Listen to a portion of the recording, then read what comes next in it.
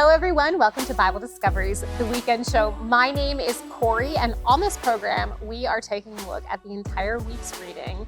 And we are going to be not only recapping what we were supposed to read this week, because we are reading through the entire Bible this year, but hopefully we'll be able to read some of your comments and questions as well. I am solo again today. I apologize for that.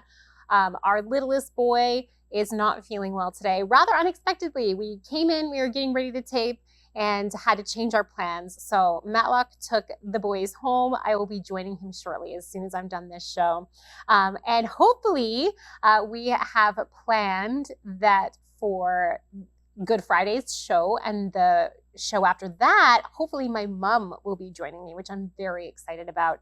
She's lovely, and it's so fun to be able to do some shows just with her and I. So hopefully that happens. Stay tuned next week for that. But today we are going to be recapping and looking at Monday to Saturday's reading, which was Ruth, beginning in Ruth 1, then the entire book of Ruth, up until 1 Samuel chapter 20. And then on Sunday, we are supposed to read Psalm 39 to 41. So let's start out by recapping Ruth and then 1 Samuel up to chapter 20. So much happens in these chapters. I'm excited. 1 Samuel and 2 Samuel are some of my absolutely favorite scriptures because they are beautifully written. They have irony, and the narrative is so rich in details and interesting human elements. So I hope you are enjoying it as you're reading through as well. All right. Ruth, the book of Ruth, we are still in the time period of the Judges. So Ruth is a little bit surprising because we see some faithful Israelites here, whereas the theme of the book of Judges has been all of the unfaithfulness that's going on in Israel. So Ruth chapter 1, we see this man named Elimelech from the tribe of Judah and the town of Bethlehem specifically.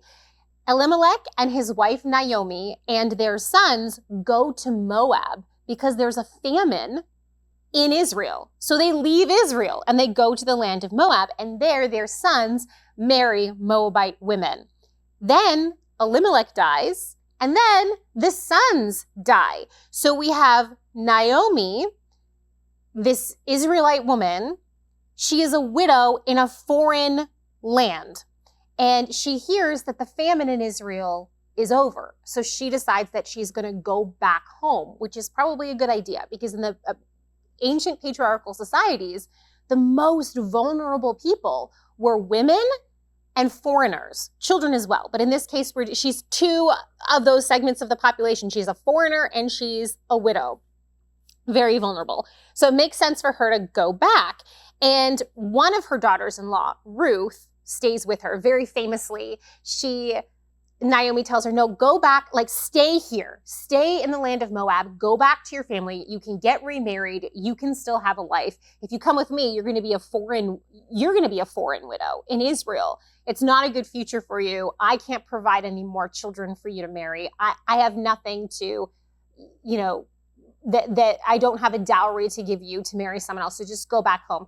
And very famously, Ruth says, your people will be my people and your God will be my God. So she is dedicating herself essentially to the God of Israel.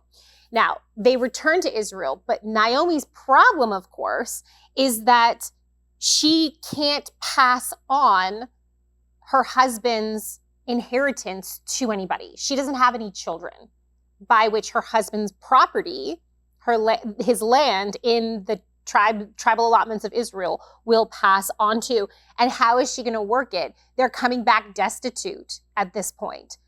So what is she going to do?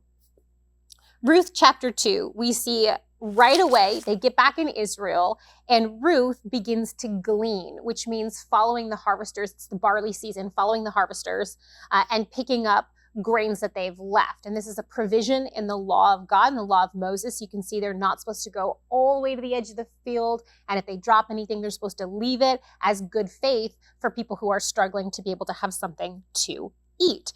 So Ruth is gleaning in Boaz, this man named Boaz, his barley fields. And he notices her. He realizes that she's Ruth, this foreign woman who has come back, and it's seen as a very honorable thing. She has sacrificed herself to take care of her elderly mother-in-law. So Boaz, of course, offers to protect Ruth, and he treats her well because she's treating Naomi well. And Ruth collects an unusually large, and I do mean large, amount of barley because of Boaz's kindness. The Bible gives us a weight of about 30 pounds or 13 kilos. Like that's a lot of barley. And Naomi then recognizes when Ruth comes home that Boaz is one of their kinsman redeemers. That means he is a close relative that, according to Leviticus 25, could have an obligation to make sure the family line doesn't die out. Now, Naomi is past the age of childbearing, so it wouldn't help her to marry Boaz for this Leviticus 25 levirate marriage thing to happen. But Ruth is still of childbearing age. So in Ruth chapter 3, Ruth asks Boaz to be their kinsman redeemer, meaning to marry Ruth and provide physically for both Ruth and Naomi, but also to provide Naomi, i.e. Elimelech, her dead husband, with an heir to inherit Elimelech's property. Now, Boaz promises to do this if the closer relative, closer kinsman redeemer does not want to do it. He gives a very generous gift for Ruth to bring to Naomi. And in this whole story, we're going to see that this weird to us law of levirate marriage that we can read about in Leviticus chapter 25 really was an obligation.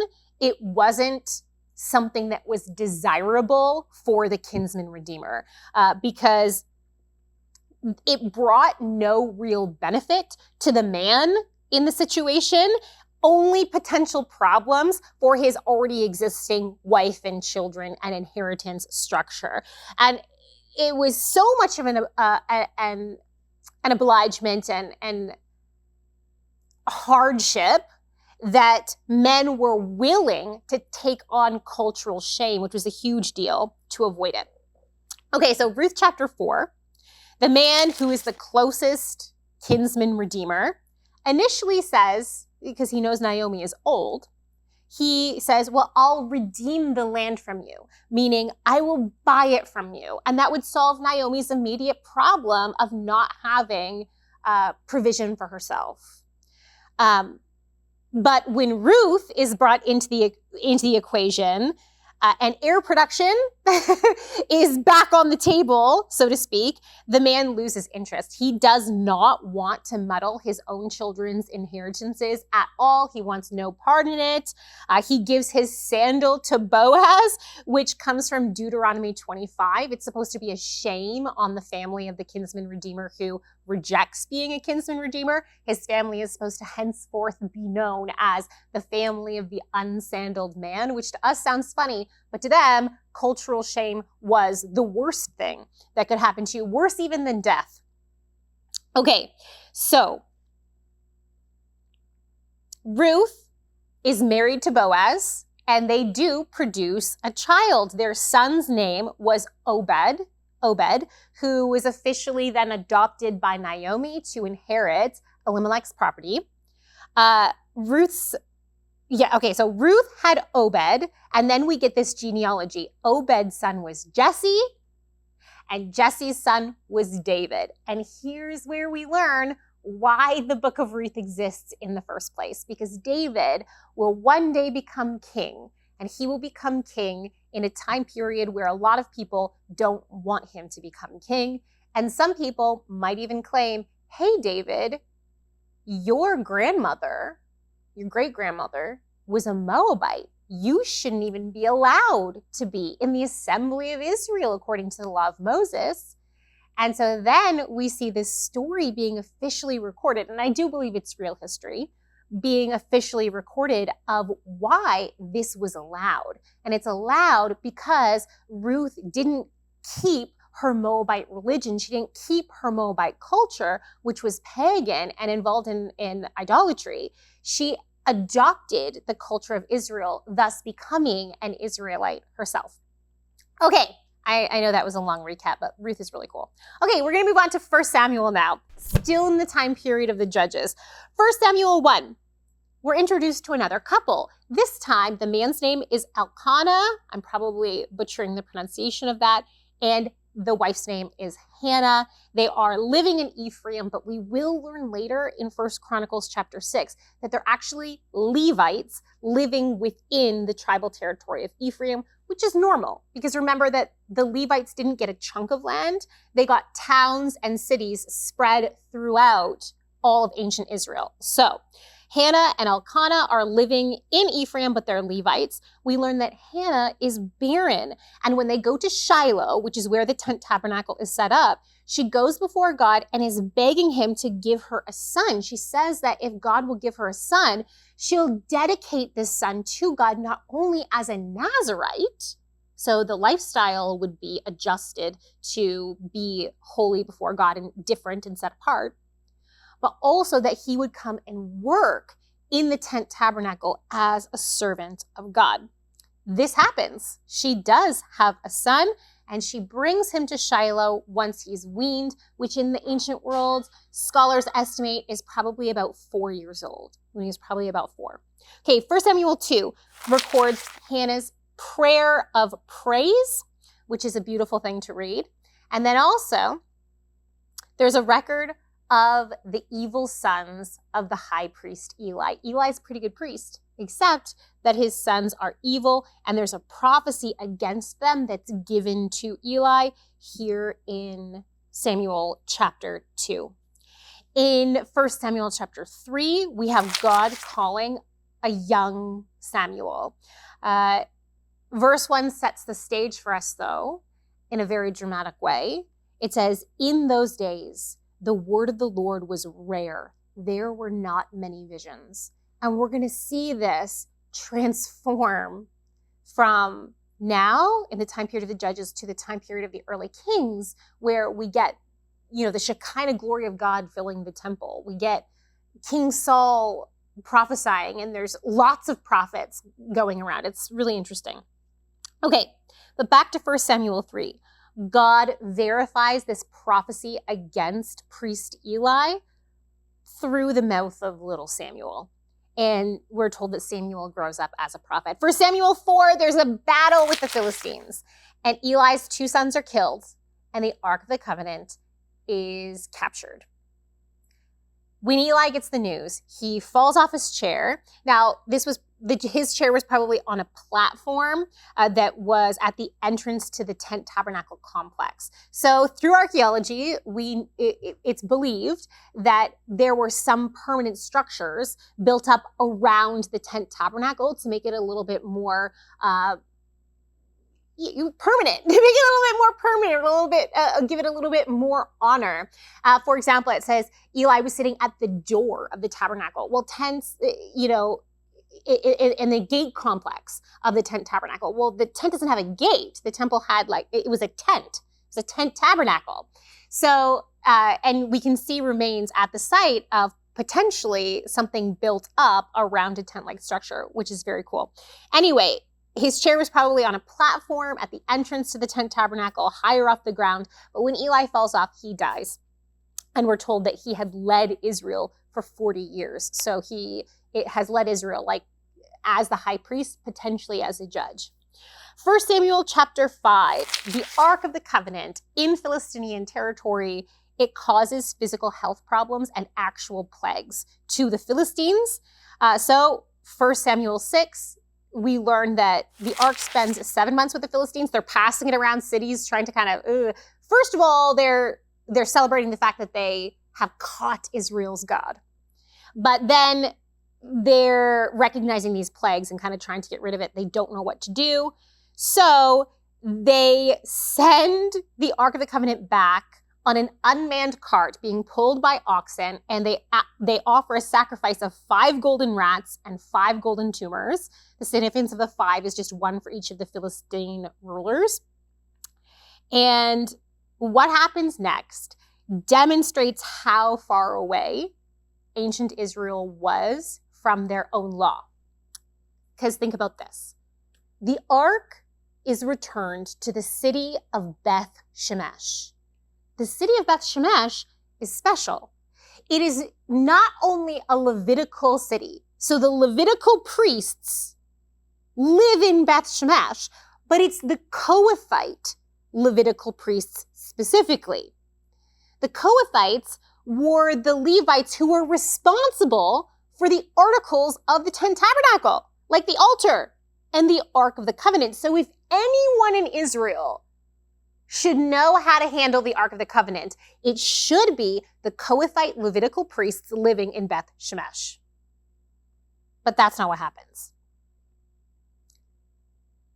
They display the Ark for all to see, and then they look inside it. But we know from Exodus, from the rules in Exodus and in Leviticus, that the Ark was always to be covered. It wasn't supposed to be displayed for all of Israel to see. It was supposed to be covered, and it was not supposed to be looked inside. So they handle it incorrectly. Rather than, right, okay, so God strikes some of them down, right? Rather than treating the Ark correctly, rather than repenting and asking God what was going on, like Moses or Joshua would have done and did do in the past, they decide they just can't keep the Ark. And they send it on to the town of Kiriath Jearim. All of that happens in 1 Samuel 6. 1 Samuel 7, Samuel rallies Israel to get rid of their idols so that God will help them to rid themselves of the Philistines. It's this cycle. They're still in this cycle of the time period of the judges. They get into idolatry. They get oppressed by an enemy. They cry out to God. God says, get rid of your idols. So they get rid of their idols. Then God saves them. And they're good for a while. And then they go back to their idolatry and the cycle starts again. So we see this here. We see Samuel acting as this leader, this judge of Israel, and we're told that he judged on a yearly circuit between the cities of Bethel, Gilgal, Mizpah, and his home in Ramah. And guys, this is a little bit weird because if you own a Bible atlas, or you could just look up a map of ancient Israel at the time period of the judges, these cities are pretty close together. Bethel, Gilgal, Mizpah, and Ramah are all pretty close together. So the thought of why he was traveling in this yearly circuit is because these cities were significant and they all seem to have had high places of worship, which is a whole other topic. But by Samuel visiting all these places, each year he could make sure that there wasn't apostate worship going on at these high places, but only worship of God. It's a little bit of a mind bender, but I think we'll talk about it in the future. 1 Samuel chapter 8, we learn that Samuel has a family. Samuel has sons, and they're serving at Beersheba, but they're evil. They're not as bad as Eli's sons were, but we're told they accept bribes and therefore pervert justice. So Israel, they're done with this. They've recognized their cycle of the judges. They've seen their last few hundred years of history of what's been happening. And they decide they don't want judges anymore. And to be fair, when we read the book of Judges, we do see that a few of the judges, they have tried to make a king. They've tried, and it's failed.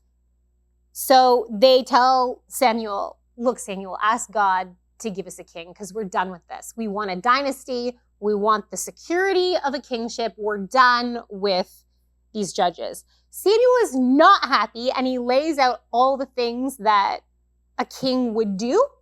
He'll tax you in people, he'll tax you in money, he'll tax you in labor, all of these things. But the people are like, yeah, we get it. We accept the risks and consequences. Let's sign on the dotted line, essentially. And so in 1 Samuel 9, we meet who will become King Saul. And he is an unlikely choice for king. He was a Benjamite from Gibeah. And you'll remember from the end of the book of Judges, from Judges 19 to 21, the Benjamites were almost completely wiped out as a tribe from Israel because they were so evil They were as bad as Sodom and Gomorrah. It's not a good scene. So they still have a lot of cultural shame on them. So we've got, even though Saul himself, the Bible says he's handsome and he's tall, I guess he's got those things going for him. But his origin story carries a lot of cultural shame. 1 Samuel 10, Samuel anoints Saul and gives him a series of signs that are going to happen to him. And this is where we see the dramatic turnaround from the beginning of Samuel's life to now a little bit later in Samuel's life, where there was a shortage of the word of God and visions from God. And now he's just saying, hey, Saul, you're going to go and there's going to be people prophesying, and then this is going to, and he's prophesying to Saul all these signs that are going to happen to him. So Samuel summons all of Israel to the city of Mizpah to publicly anoint Saul as king. And he does this. And Samuel writes for us that there were some valiant men. He describes them as valiant men whose hearts God had touched. They follow Saul back home to Gibeah. They form like his first court, if you will. But on the other hand, there were some scoundrels who despised Saul and brought him no gifts. I love that Samuel, in no uncertain terms, tells us this is bad and this is good. You know, when God anoints a king, you should accept it. 1 Samuel chapter 11. Saul proves his worth. He saves the city of Jabesh Gilead from the Ammonite army. Now, this is significant because if you'll remember Judges 19 to 21, that horrible thing with the Benjamites, Jabesh Gilead has deep history with Saul's Benjamite tribe. This was the city. Jabesh Gilead was the city that Israel slaughtered in order to steal their young women to make them wives for the Benjamites, for Saul's ancestors. Saul is one of that next generation of Benjamites. He's either a grandchild from one of those women stolen from Jabesh Gilead, or perhaps he might be a product, a grandchild of a kidnapped woman from Shiloh, because there was a few straggler men who didn't have wives, and it was horrible. They kidnapped women from Shiloh. But Jabesh Gilead has bad history with Saul's tribe. So there's a really interesting redemption arc that happens here, where Saul then saves the city of Jabesh Gilead. Saul is answering a historic wrong, if you will. Saul's success in this, in leading Israel to save Jabesh Gilead, gets him confirmed as king. He's accepted by all of Israel, and his kingship, there's actually a renewal ceremony at the site of Gilgal. 1 Samuel 12, Samuel does this farewell speech, which is really interesting. He's no longer a ruler or a judge of Israel. He's moved into a teaching role, and he says that very clearly. Like, he's not going away. He's not dying, but he's no longer going to be leading them. He's going to be teaching them in the ways of God. 1 Samuel 13, we get this rundown overview of Saul, if you will, that he was 30 years old when he became king of Israel, and he ruled for 42 years, which would mean that he was 72 years old when he finally died in battle. In 1 Samuel 13, we also meet Saul's fearless, I think is a good way to call him, brave son, Jonathan. But also in 1 Samuel 13, Saul is rejected as king by Samuel because he offered an unlawful sacrifice. And we learn that the Philistines had begun a full force attack and oppress strategy. So they weren't just attacking Israel, they had gained enough influence within Israel that they had taken all the weapons from Israel, and they had taken all the metal workers from Israel. So their ability to make weapons to overthrow the Philistines was effectively gone. 1 Samuel 14, we see valiant warfare from Jonathan, just him and his armor bearer taking over territory from the Philistines. But we also see very questionable war choices by King Saul. For example, in this massive battle, which essentially turns into a foot race, where these full-grown men are running and chasing down the enemy Philistines, Saul bans the consumption of any food, which if you know anything about humans running long distances, people do it today. People run ultra marathons. They have to eat a lot of food while they're doing these things. Otherwise, physically, your body breaks down, and that's what ends up happening in 1 Samuel 14. Okay, 1 Samuel 15. Samuel, acting as prophet of God, tells Saul, I want you to go into battle against the Amalekites and completely destroy them. This was a direct judgment of God against the Amalekites. This was akin to Joshua destroying Jericho and burning it completely to the ground. They weren't allowed to take plunder. They weren't allowed to leave survivors except for Rahab. Same thing with the Amalekites here, except Saul doesn't go through with it. He defeats them, but he takes plunder. He keeps sheep and cattle, the best of the sheep and the cattle, and he leaves the king alive and brings him back into Israel with him. And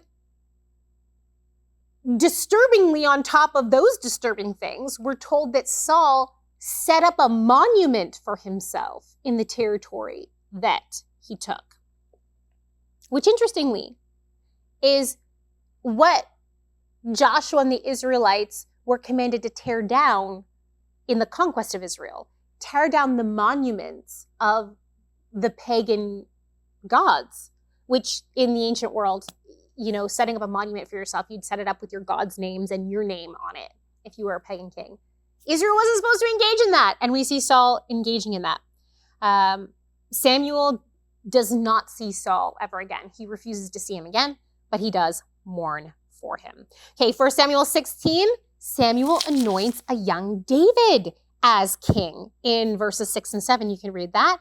And David goes into Saul's service as a musician and an armor bearer, which is very interesting because we often tell kids the story of David and Goliath, and we have David as a very young man who has no experience in battle and no experience with Saul at all. That's not what the Bible says. Not what the Bible says. In 1 Samuel 16, David, young David, is a shepherd, but he's described as a warrior and as a musician. Very interesting. And he becomes an armor bearer of King Saul. Part-time armor bearer, part-time shepherd. Cool job, young David. Okay, 1 Samuel 17. This is David and Goliath. The Philistine army and the Israelite army camped out against each other. The Philistines put Goliath, this giant warrior from Gath, and they say, bring out your best warrior, and the winner, wins it all. And no one will do it.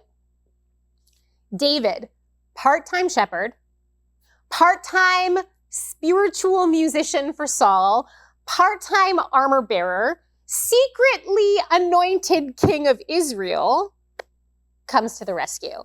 And I think his brothers probably knew that he was secretly the anointed king of Israel because they had also appeared before the prophet Samuel and they had been rejected as king for David. And we see David's brother Eliab make some snarky comment about how David's full of himself and he's just there to be boastful in verse 28 of 1 Samuel 17. But David is allowed to fight Goliath at the end of the day, likely because he already has standing within the court of Saul as a spiritual man. And he defeats Goliath with a sling, which is I'm just saying it might be a little bit of a sting to Saul, because Saul is a Benjamite. And what were the Benjamites famous for? Warfare with a sling. Just saying. David then brings Goliath's head to Jerusalem, which is interesting. We'll talk about it another time. He keeps Goliath's weapons in his own tent. We know later on he must have given the sword of Goliath to the tent tabernacle. And we see that Saul has now locked himself into a familial alliance with David, a marriage alliance, because he said, can marry my daughter Michal. 1 Samuel 18, we're almost done here. Saul keeps David on full time. Makes sense. And Jonathan, who is the crown prince of Israel, Saul's son, makes a covenant with David, and he gives David his own royal robes and all of his weapons, which were rare in those days, remember. Now, looking from an ancient cultural lens, this is Jonathan transferring his authority to David. Essentially, it means that Jonathan is yielding his status as crown prince, his crown prince robes, to David. David ends up being very successful as a warrior, to no one's surprise. He's anointed, after all. And he raises up the ranks very quickly. And this makes Saul turn against David. He becomes jealous of him. And we see David marrying Saul's daughter, his youngest daughter, Michal. 1 Samuel 19, Saul's trying to kill David. David convinces Saul to not kill David, but as time passes, Saul tries to kill David again and again. It's this up and down, this constant roller coaster that Saul's going to go on, because remember, the Spirit of God has left Saul, and a tormenting spirit has come on Saul. That's why David got to know Saul in the first place. Which is interesting that God would bring David as the anointed next king to see the spiritual downfall, the mental and physical torment that happened to the king when he rejected the word of God. Isn't that interesting? That's how God anoints David, and he immediately brings him in the presence of what happens when you reject the word of the Lord. Okay, so where were we? 1 Samuel 19 still. David has to run away from Saul, and the first place that he goes is to stay with Samuel in Ramah, which actually makes a lot of sense. Saul sends a group of men to go get David, but they end up prophesying with Samuel's men. So he sends a second set of men to go get David from Samuel. Same thing happens. They end up prophesying as they get to Ramah. Saul then decides he's going to go himself and get that traitor David. But he starts prophesying along the way to Ramah. And by the time he gets to Ramah, he actually strips himself, taking off. Think about the symbolism of this. He takes off his kingly authority. He takes off his kingly robes and prophesies in Samuel's presence. The presence of the Lord reveals things the way they actually are. Saul might be wearing the robes, but he no longer carries the kingly authority of Israel. And later on, David also will willingly take off his kingly robes, willingly take off the authority that God has given him to yield it to God, the true King of Israel. Saul had to be forced to take off the symbol of his authority. David willingly will take off the symbol of his authority. It's a really interesting, I love Samuel. He records these details that are amazing. 1 Samuel 20, the final chapter, and then we're done for today. David and Jonathan test Saul to find out if he's still planning on killing David, because they've made up. And he was planning on killing David again. And then there's this covenant made between the house of David and the house of Jonathan. So they're going to work together despite what Saul does, in defiance to what Saul wants to happen between his house and David's house. He wants there to be war, but Jonathan's like, not me. We support you as the next king of Israel. And that brings us to the end of our reading this week. I'm going to save your questions for next week when I have someone with me to discuss them. But if you have more questions based off of what we read this week or what we're going to read in the coming weeks in 2 Samuel and 1 Kings, pop them down in the comment section below. If you're still watching, thank you so much for spending your time with me this weekend on whatever day it is that you are watching this. I hope you have a really good time reading this week. Until next week, happy reading and studying.